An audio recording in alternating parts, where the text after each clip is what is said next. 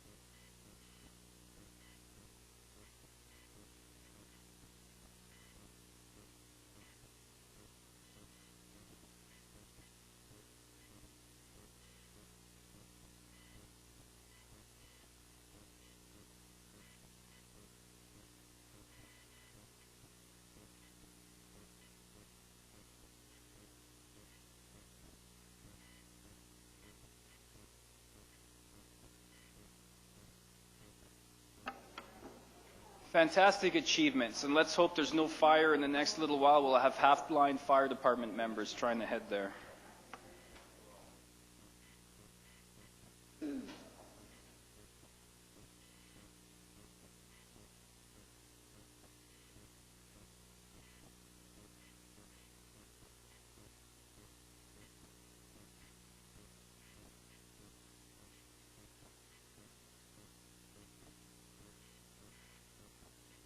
All right, ladies and gentlemen, we shall carry on. We're now in the correspondence section. We do have one piece of correspondence this evening. It's from the Oceanside Development and Construction Association. It regards zoning and development amendment bylaw 2014 number 2000.91.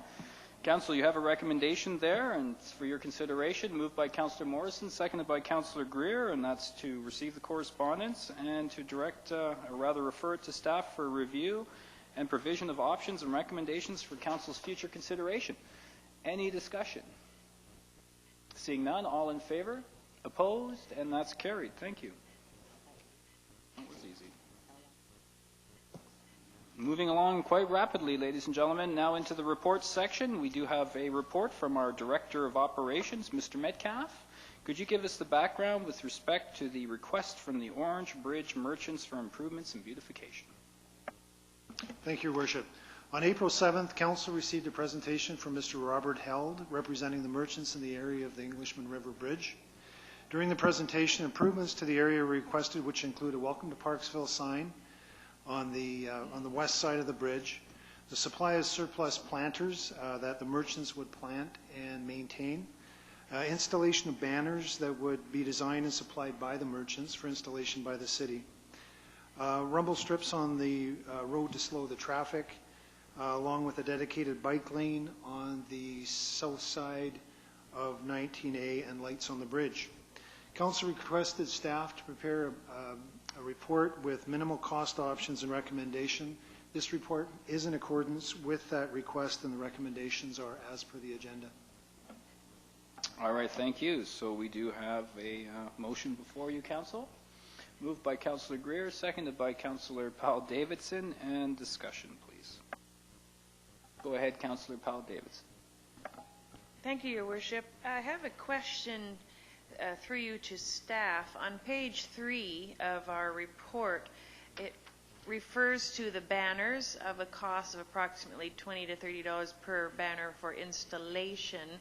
The last sentence of that refers to 2 banners to be installed, and the cost would be approximately $200. So I guess I have 2 questions. First of all, I'm wondering where the number 2 banners came from, and I'm wondering why it would cost around $30 to install banners throughout the entire city, whereas suddenly to install 2 goes to $200. Go ahead. Thank you, Your Worship, through you to Councillor. The amount of $20 to $30 comes actually from, that would be our cost if we were installing banners throughout the city. The actual cost would increase if there was only 2 banner locations, and the reason that there's only 2 banner locations here is that there's only 2 poles with light banner brackets on them, as well as there's a 3rd pole there, but it's restricted by wires, telephone wires or hydro wires, so it wouldn't be possible. Councillor Murison. Thank you, Mr. Mayor. Is there anything stopping the request that they wanted to install the banners themselves, or would they be allowed to do that if they came up with the banners and the banners were approved? Are they able to put them up themselves? Through you, Your Worship. Go ahead. The reason I'm hesitating a little bit is that there is a certain way to put them up. Our contractor is well aware of how to put them up, and the reason is that only certain size banners will fit on the pole, and the other thing is that they have to be installed in such a way that they won't blow down. $200 is actually probably on the high side for the installation, but we do have to pay a minimum cost to get the contractor here to do it. So that's why there was a cost of $200. All right, thank you. Did you have a follow-up, Councillor Murison? Yeah, just a quick follow-up. The installation of the banners isn't on the motion, although it was one of the options. Are we not suggesting that we're going to put those up should they come up with them, or is that going to be done at a later date? It's not in the actual motion that's on the floor now. So if that is something that you think is worthy of pursuit, I would suggest an amendment. I'd like to make an amendment to allow them to have those installed at the cost. Okay, so you're moving an amendment, and it's been seconded by Councillor Powell Davidson, and that is to include within this motion direction to install those 2 banners from city staff. Okay, so we're moving now on the amendment only and speaking only on the amendment. And go ahead, Councillor Powell Davidson. Thank you, Your Worship. Speaking on the amendment, I think that we should also include after council has approved the design of the banners, because I saw that was mentioned in the report, and I think that's really important. Sorry? I didn't think you heard me. Yeah, go ahead again. I said that I'm speaking to the amendment, and I think we should also include that the banners would only be installed after council approval, because that was mentioned in the report, and I feel that's quite important for uniformity throughout the city. Okay, so then you would likely vote against this amendment, if that is the case, unless I'm hearing from the mover of the amendment that that is the intent of the amendment, which would make this a whole lot easier. That would be fine. Yeah, we can, Mr. Manson said we can make an amendment to the amendment. So I'll consider that as chair a friendly change to this amendment, then that would be upon approval of council for the design, etc., I presume.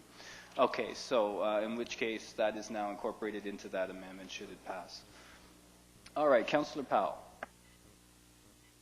Thank you, Your Worship. And so when I saw this report, I too had concerns about the banners, and so I did speak with Mr. Metcalf about the banners, and part of what the concern was is we have banners downtown that's paid for through the business association, and they're downtown banners, and so the concern was that we would have banners all over the city sort of dividing up communities.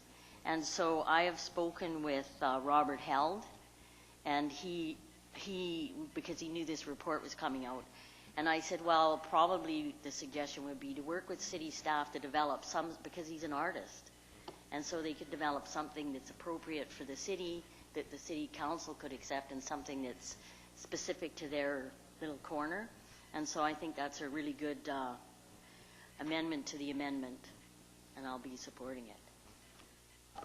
All right, so still speaking to the amendment, is there any further? Go ahead, Councillor Morrison. Just wanted to clarify, at this present, when we're putting up the PDBA banners, are they paying for the installation on top of? Because that should be the same thing should happen if, so we're putting those up, the city? Okay. Yeah, go ahead, Mr. Metcalf. Yes, we are putting them up. They supply the banners and we install them. So it would be consistent with our other practices. Okay, so I don't see any further hands in the air. So on the amendment only, all in favor? Opposed? That's carried unanimously. Back to the main motion as amended, which now is essentially a 3-part motion. Any further discussion? Go ahead, Councillor Powell Davidson.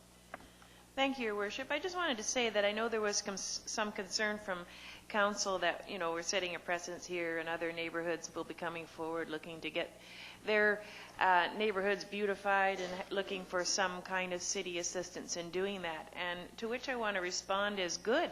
I really, really hope so. I'm very encouraged to see communities, whether it be business or residential or whatever, working together for the betterment of the city, and I'm really hoping we are setting a precedence. I think this is a great way to recycle those old flower bins that we've removed from the city streets, and getting the community members involved for the beautification of Parcel. I'm very happy to see this going forward. All right, thank you. Further comments? Seeing none, all in favor? Opposed? And that is carried. Thank you.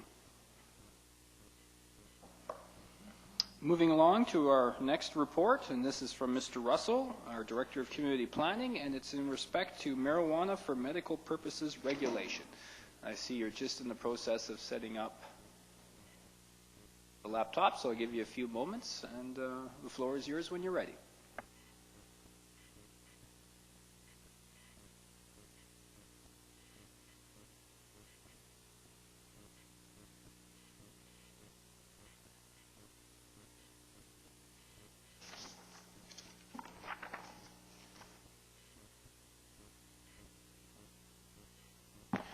If I may, Your Worship and Council, as many people are aware, federal legislation has changed with respect to medical marijuana.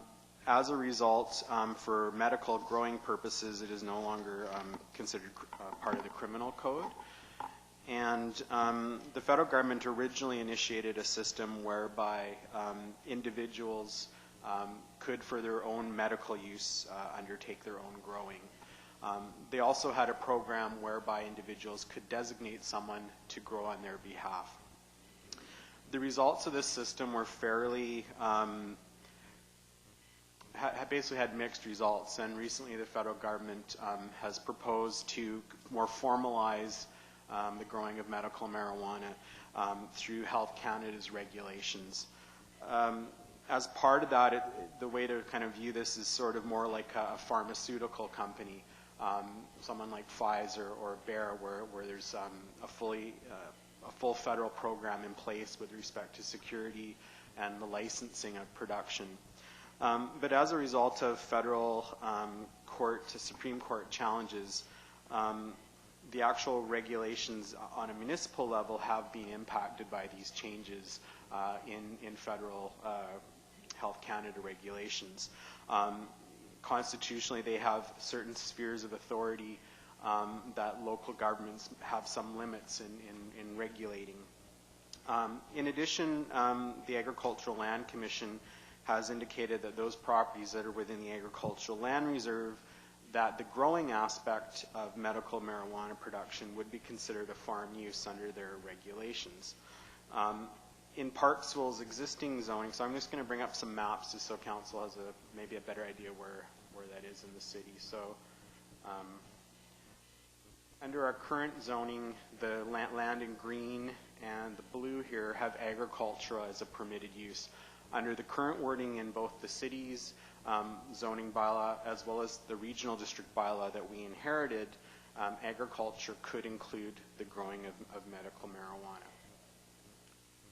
As part of this review, the purple here indicates lands that are in the Agricultural Land Reserve. And as mentioned earlier, the Agricultural Land Reserve has indicated that medical marijuana growing would be considered a farm use and would basically preclude local government outright prohibiting it. This map here just kind of shows a combination of the ALR. I'm going to skip ahead here. So basically, I'm going to sort of use the mouse pointer here. These lots here are zoned agriculture, but are not within the Agricultural Land Reserve. These lots here are zoned rural, and they're not in the Agricultural Land Reserve. So basically the staff report is recommending that where the opportunity exists, where lands have agriculture as a permitted use, to remove the ability to grow medical marijuana on those lands. However, recognizing the provincial position within the Agricultural Land Reserve, the lots here and here, which are in the Agricultural Land Reserve, that ability, our hands are somewhat tied. In theory, the city could regulate, could prohibit them, but they would be subject to challenge. And as the Agricultural Land Commission has stated that they're a farm use, I believe that someone who would challenge those regulations would likely be successful. So again, those are the ALR properties. So council also asked staff to look at the potential of allowing for medical marijuana production facilities within the industrial zone. And there is some sense to that in that it's fairly similar to other kind of more light industrial or medium industrial activities. It is also generally in an area that is more devoid of residential uses. And this map shows basically what the result would be if option 6, which is a combination of increasing setbacks, removing medical marijuana, or removing medical marijuana from agricultural uses, but letting it be remaining where we have to in the Agricultural Land Reserve, as well as directing it to the industrial area. And then as part of the medical marijuana bylaw process, there's an opportunity to rename the regional district bylaw, since we have to go in and muck around with some of the definitions.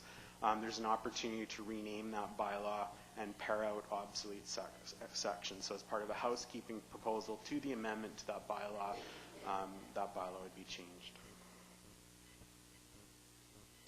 All right, thank you, Mr. Russell. So we do have a recommendation before us, Council, a two-parter, and is there someone here who wishes to move it? Moved by Councillor Greer, seconded by Councillor Paul Davidson. Discussion on the recommendation, which is to receive this report and then, in accordance with option 6, as outlined in the analysis, ultimately move forward, as we've just heard from our Director of Community Planning. Go ahead, Councillor Powell. Thank you, Your Worship. So just to be clear, what we're trying to do is create a bylaw that in effect allows us the zoning to accommodate a marijuana operation, and the marijuana grow is not a field of marijuana, but it's to be grown indoors.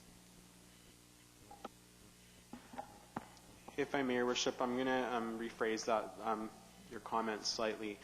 The existing bylaw under agricultural use would permit a marijuana grow operation as an agricultural use as a result of the decriminalization of it. So without, by maintaining the current bylaws without any changes, medical marijuana could be grown on those lands where agricultural is a permitted use. What is being proposed is to restrict, where possible, that use on agricultural designated lands to only those lands which are within the agricultural land reserve, where the Agricultural Land Commission has designated that as a farm use, where our hands would be tied anyways. The only other proposed change is to also where potentially to allow it within the industrial I-1 zone, the city's industrial zone, which is an area that would seem more appropriate.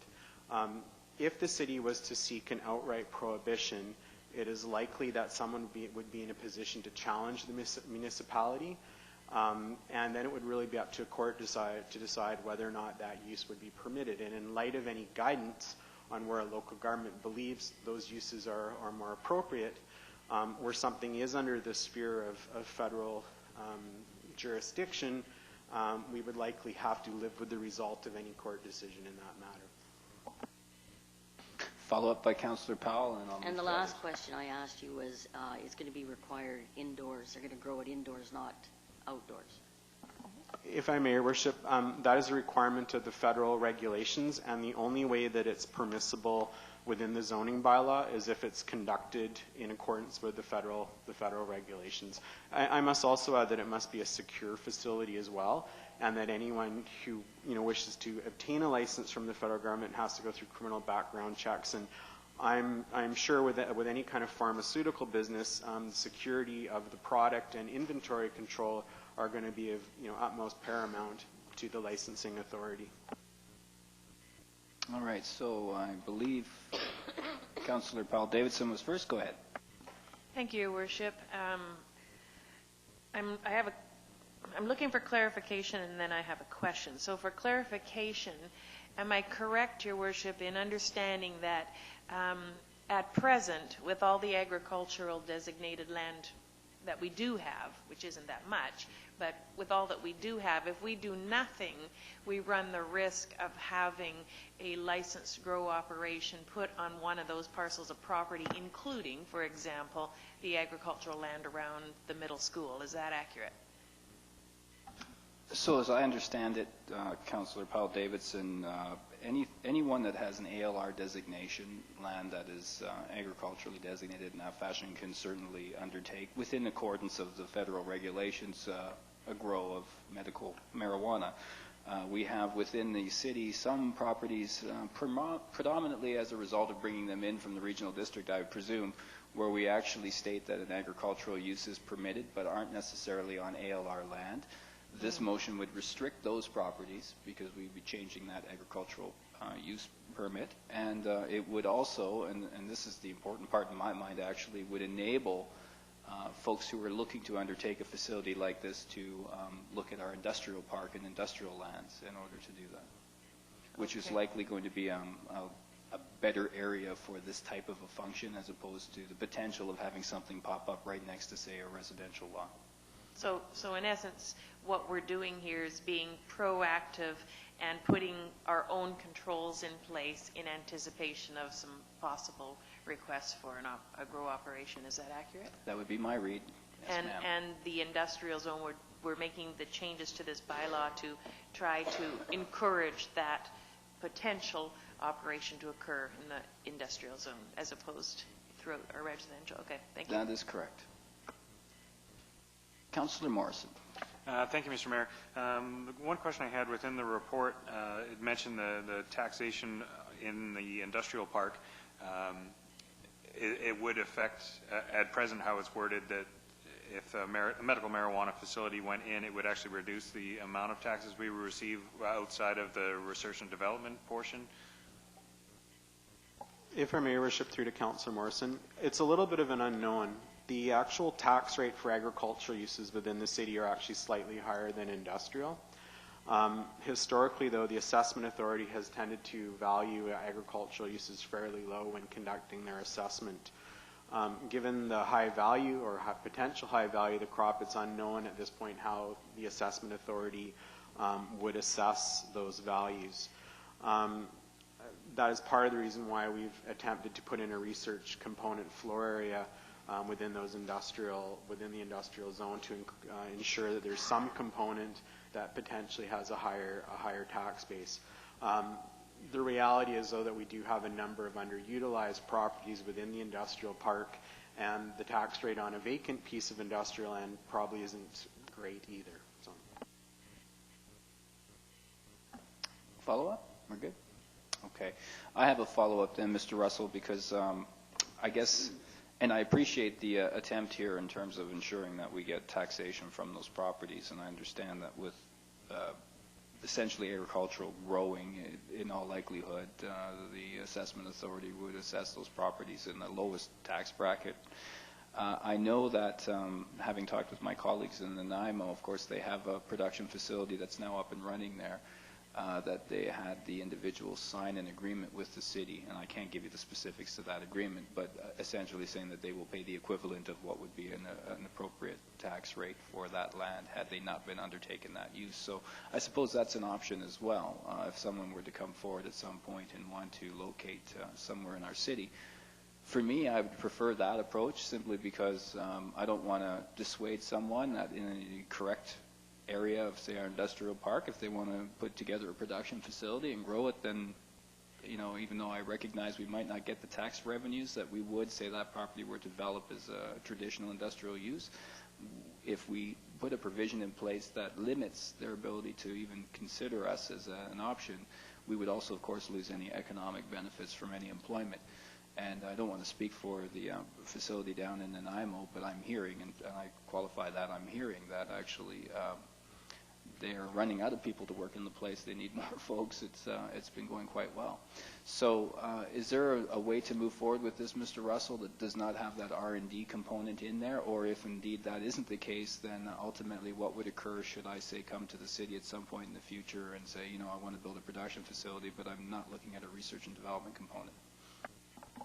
If I may, Your Worship, the way the bylaw is worded is possible to vary the size of the research component. So it could be a fairly small component of the proposal. The reality is that in any kind of pre-zoning, the city has limited ability, except for on its own property, to implement or negotiate a restrictive agreement.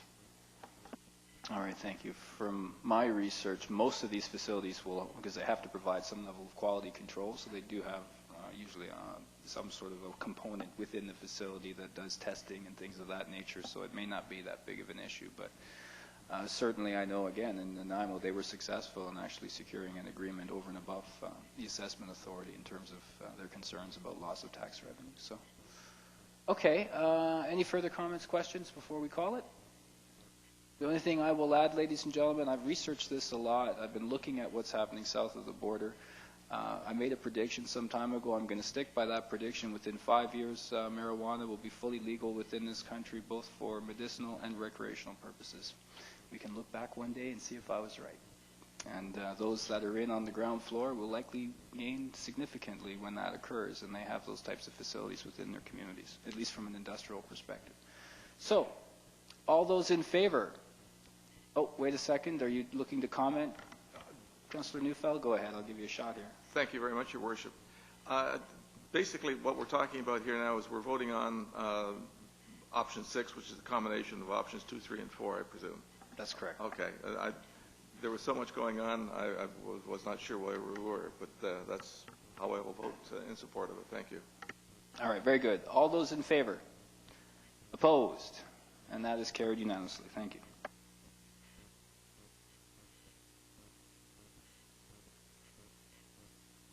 All right, Mr. Russell, I take it you can make this next report from that chair there, so I will leave it to you. And this is a follow-up report with respect to zoning and development bylaw amendment to facilitate a mixed commercial residential use development at 272 Island Highway West. If I may, Your Worship, so this application is for a multi-family residential / mixed-use commercial building at 272 Island Highway, where the Post and Lantern Motel is currently located. This is a follow-up report to a prior report that was presented to Council. In this case, the application was referred to the Advisory Planning Commission, which met on March the 27th. The Advisory Planning Commission reviewed the proposal and passed a recommendation of support, as noted in the staff report. The applicant themselves hosted a public open house on, just trying to quickly find the date here. Was held on Thursday, April the 17th, from 1 p.m. to 2 p.m. It was advertised in the Parksville, Qualification Beach News on Thursday, April the 10th and Tuesday, April the 15th. The applicant indicates that 7 residents / landowners from Parksville attended. 3 of those submitted comments. Those are attached to the report. The recommendation of the report is that the application that the information be received and that the zoning and development bylaw be set for first and second reading and a public hearing date. All right, very good. Do we have a mover and a seconder? Moved by Councillor Neufeld, seconded by Councillor Powell-Davidson. Discussion. Councillor Neufeld. Thank you, Roger. Thank you very much, Your Worship. I attended the open house, and I was really quite amazed at what the developer had put forward. It was something that was even better than what was shown here in Council. There's still one issue that I have with it, and that's a little bit of the linkage that we will in fact be discussing in coming council meetings between the zoning land use management and the development permit. But I feel confident that this gentleman will be going forward and producing a really good product. And in the end, I think it's going to be really advantageous to have this new development in our city. Thank you. All right. Any other comments from council? Seeing none, all in favor? Opposed? And that's carried. Thank you. And that takes us, ladies and gentlemen, into the bylaws phase of this evening's meeting. And we have, as you were just hearing, a bylaw up for 2 readings and advancement to a public hearing. And that is Zoning and Development Amendment Bylaw 2014, number 2000.92. Council, you have that before you in a recommendation. Do I have a mover and a seconder? Moved by Councillor Powell, seconded by Councillor Greer. Any discussion? All right, seeing none, all in favor? Opposed? That's carried unanimously. Thank you. Now moving forward to 2 other bylaws this evening. These are up for 3 readings, and just for your information, ladies and gentlemen, should these 3 readings go forward, I will be bringing a request for council in new business, and that's to set an open meeting of council this Wednesday, May 7th at 4:30 p.m. for adoption purposes of these financial bylaws. So, to that end, I have a recommendation that 5-year financial plan bylaw 2014 to 2018, number 1504, and tax rates bylaw 2014, number 1505, be read 3 times. Moved by Councillor Murison, seconded by Councillor Neufeld. Discussion? Seeing none, all in favor? Opposed? And that's carried unanimously. Thank you. All right, we now have a rescind 3rd readings and read as amended bylaw, and that's relating to Development Cost Charge Amendment Bylaw 2013, number 1437.1. have a two-part recommendation, again to rescind, and then ultimately to be read a third time as it has been amended. Do I have a mover and a seconder? Moved by Councillor Greer, seconded by Councillor Powell-Davidson. Discussion? All in favor? Opposed? And that's carried. Thank you. I'm going to have too much spare time this evening, ladies and gentlemen, I think, as this has been moving quite quickly. So we are now into the new business phase of our meeting, and I know of at least one motion.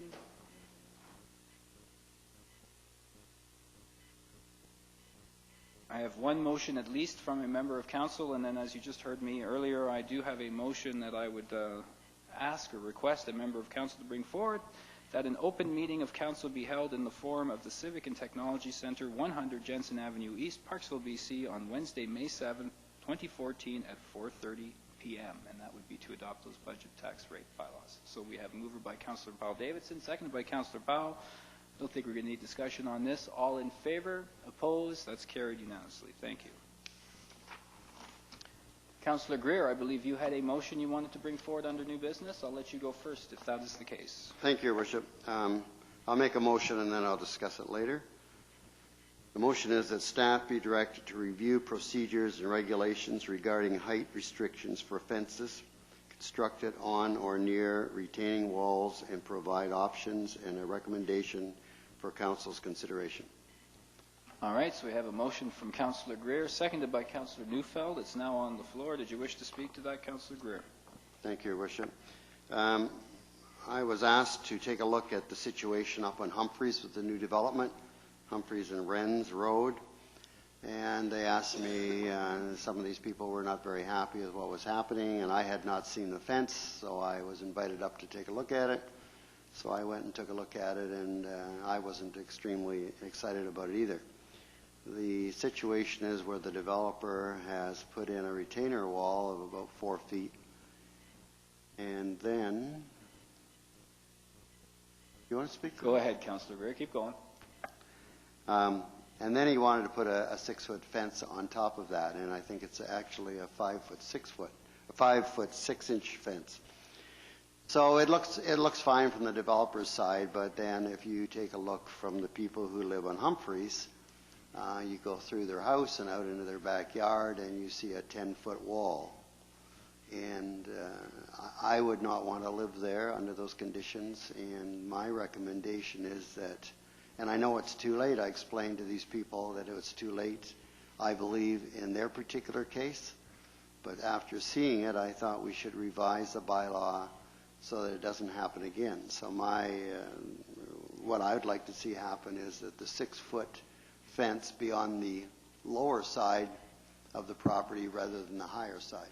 In other words, in the case of Humphreys, their backyard would have a 6-foot fence, which would have been the 4-foot retaining wall and maybe a 2-foot little fence on top of that, rather than have the retaining wall and the 6-foot fence put on top of that. Because I think these people are very upset, and rightly so. I agree with them. And to save grace for this happening again, I think we should take a serious look at changing that bylaw. Anyways, that's my recommendation. All right, thank you, Councillor Greer. So I will give the seconder a chance, and I think Councillor Powell wanted to speak to it as well. Go ahead, Councillor Neufeld. Thanks very much, Your Worship. I agree that we should, in fact, be doing something differently, and I'm not sure exactly what the remedy would be.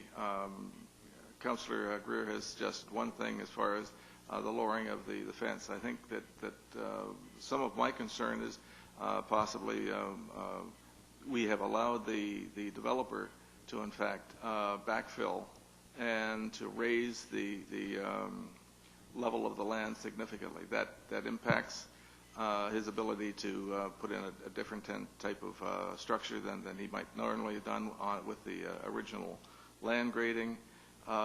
It allows the individual builder to do significant things, all beneficial with respect to the new property owners, but in fact detrimental as far as the current property owners on Humphrey. And I think it's, I'm not sure about the the remedy that Councillor Greer suggested. I think that possibly there should be some ability to make sure that the grade stays as it is rather than being changed significantly, so that the grade would be such that a 5'6" fence between the two houses would have been appropriate. I look at that as a better remedy. But I would speak to the motion positively at least. But I would look to what the remedy might be in the future. Thank you. All right, thank you, Councillor Neufeld. Go ahead, Councillor Powell. Thank you, Your Worship. The day I was the mayor, per se, when I was coffee with the mayor, and a fellow came down to talk about the Humphreys development. And I did go there the next Saturday, and I have spoken with staff. And part of what happened with that development was when they started taking the trees down, they had a drainage issue. And so the retaining wall is at the request of the city. It's not the developer that wanted that there. We've requested that. It was my understanding that staff was working very hard with the developer to try and mitigate the height of that. And so if you have a 3-foot retaining wall and a 5-foot fence, that's 8 feet. So it is quite offensive. And it was my understanding when I spoke to staff that they were going to be working with the developer even more. Maybe you can clarify that, Mr. Figuera. Mr. Figuera. Just hit your button again, Vaughn, just to make sure it's on. Oh, you're cut off. We'll get our technical head involved here. There you go. If I may, Your Worship, through the councillor, I'm actually not aware that public made the request to put a wall in. If there were issues with drainage, that's certainly something we would want them to take care of, and they're certainly allowed to build a wall, but I was not aware that if the councillor could clarify. I think I'll clarify for Councillor Powell. I think she suggested that as a requirement of the development permit, we indicated there would need to be a retaining wall in order to protect those properties from potential runoff. Go ahead, Mr. Russell, correct me if you will. If I may, Your Worship, it was not a development permit requirement. I can't speak to the requirement itself. It was not a requirement to the planning department. It may have been the proponent's solution to the drainage issue and directing drainage, but again, that is not a purview of the planning department, drainage. All right, very good. So unless it were some other undertaking, then it looks like that was something that was done. Go ahead, Mr. Figuera. If I may, yeah, from engineering standpoint, we would only require them to take care of their drainage in any way.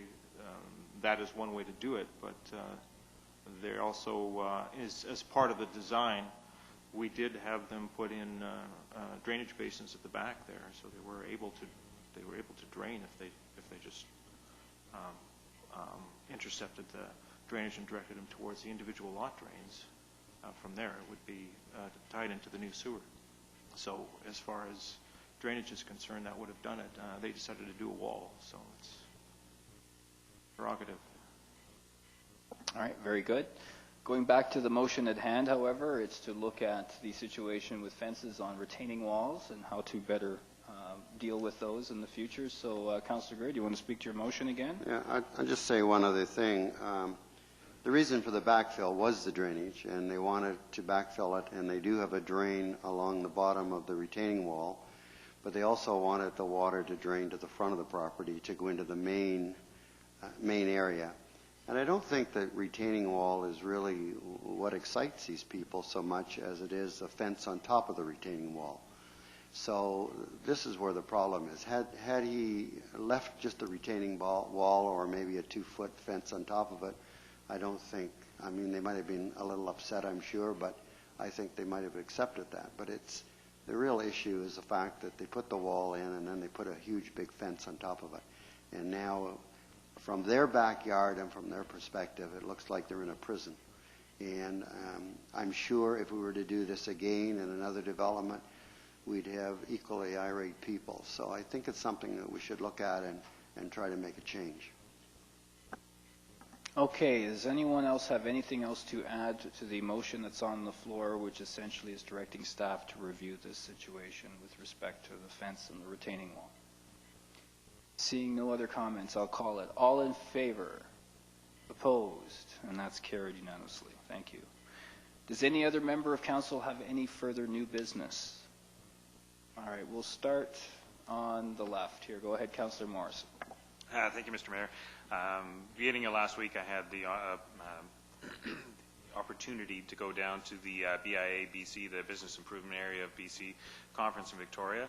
Had quite a few really good sessions, and I'll bring a full report back to council. I'm just waiting on a few more things so I can get my thoughts together. There was a few things I wanted to share. I had a tour of the tech sector in Victoria, which has been growing so quickly. It's now a $3 billion industry in Victoria alone. So it's absolutely massive, and they basically built their way around the lifestyle, restaurant, pubs, transportation, make sure they had the infrastructure in place, and then started enticing people from there. So it's literally a huge and growing industry in Victoria, and a lot of it has to do with the direct transportation that they can get, float planes, direct access to the Sydney airport, which we have the Qualification airport close by. May not be something that we can get on a bigger scale, but there's certainly opportunities out there to expand our business base. And a lot of the rest of it was working, seeing what other cities have been doing to create excitement downtown or work on their urban spaces. There was some good information that I brought back to share with the Council Advisory Committee on the lots here that we have coming up with the motion they're going to bring forward. And there was options that they brought forward for presentations on medical facilities and educational facilities using something called an accelerator campus, which works kind of like an incubator for small business startups. So it's a short-term programs and actually have an ability to start the business within the school and then move it from there out into the city. So I will be bringing a full report to council once I have that at the next meeting. All right, thank you. Moving from the left to the right. Go ahead, Councillor Powell. Thank you, Your Worship. I would just like to go back to the water rates we brought up last year, and I'd asked the Director of Finance, Mr. Butterworth, to bring back what the uses was compared, residential compared to commercial, and the actual revenue. And he did send me an email, and I thought we'd get a report to council, an official report. Anyways, the usage was 67.84% by the residential and 32.16% for commercial. And the revenue we received was 71.5% for the residential and 28.5% for the commercial. And so it is skewed, because when we agreed to do the water rates last year, it was in the effort to have fairness between commercial and residential. And so I'm wondering if we could have a report from staff to follow up with this to see if we can get that back to where it should be in the fairness realm. So you're looking to put a motion forward requesting a report from staff to undertake a further review of our water rates? I think that Mr. Butterworth did send me an email and said they'd have to tweak it a bit, and so I'm not asking for a full report, but just the tweaking piece. All right, let me just get some clarification from Mr. Manson.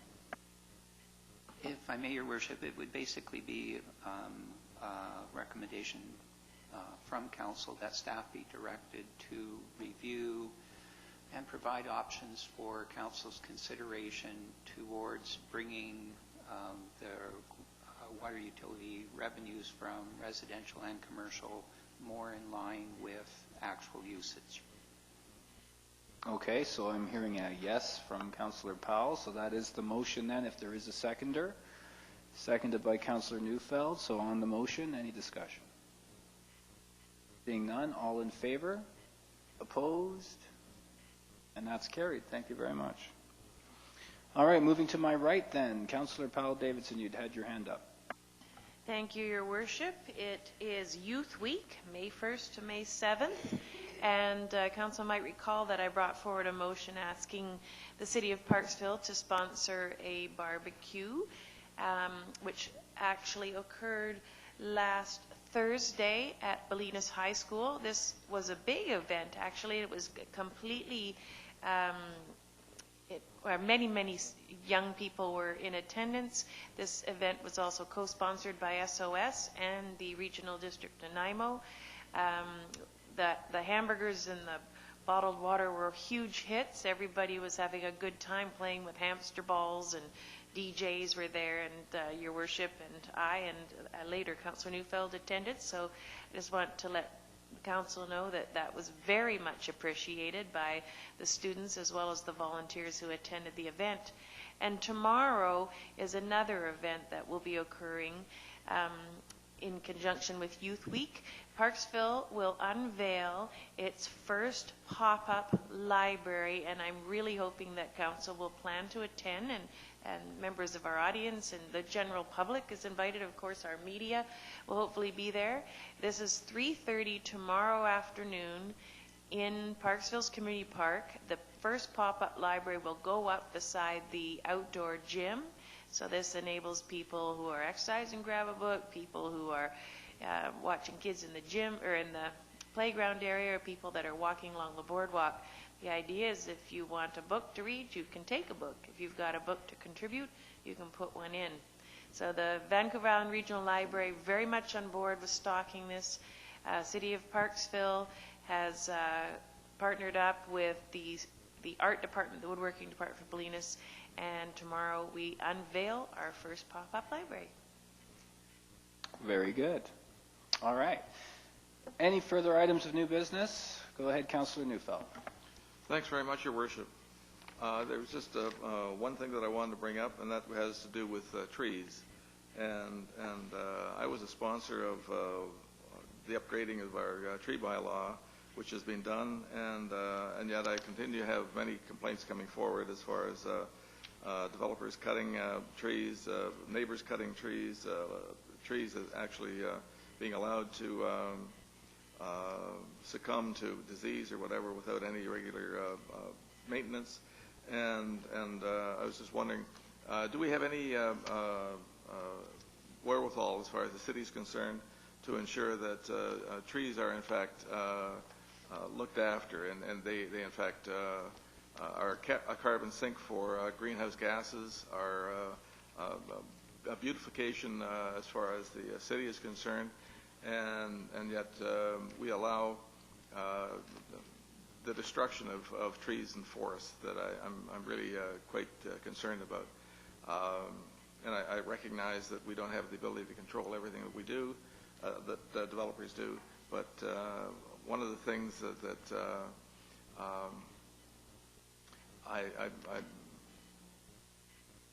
well, the people from Humphrey, they had a beautiful forest behind them, and that's been eradicated. Unfortunately, this is one thing that they may be upset about, but do we have any ability at all, Your Worship, to halt the tree slaughter? And it's a matter of I'm not an environmentalist, and yet I see this as being beneficial as far as greenhouse gases are concerned. I mean, trees provide oxygen for our lungs, and they hold CO2 in the ground and in themselves, and yet they're being destroyed continually. And that's for development purposes. I just see the aspect of requiring a developer to, in fact, build around what the stand of trees is, or be selective in the trees that are left on the property. Is there any possibility of enforcing that bylaw that we have as far as the diameter or the circumference of the bylaw? Because it doesn't seem to be done now. I think ultimately, if your goal is to preserve trees on properties that have been set aside and deemed for development purposes, the most powerful thing we could do is buy up those properties and convert them into parks. Developers do typically have to submit plans that include tree management, and that's something that can be reviewed on a case-by-case basis. Okay, so no further items of new business. So with no further ado then, and we don't have any in camera this evening, I'm looking for one further motion from council, and that's to adjourn. Moved by Councillor Greer, seconded by Councillor Powell. All in favor?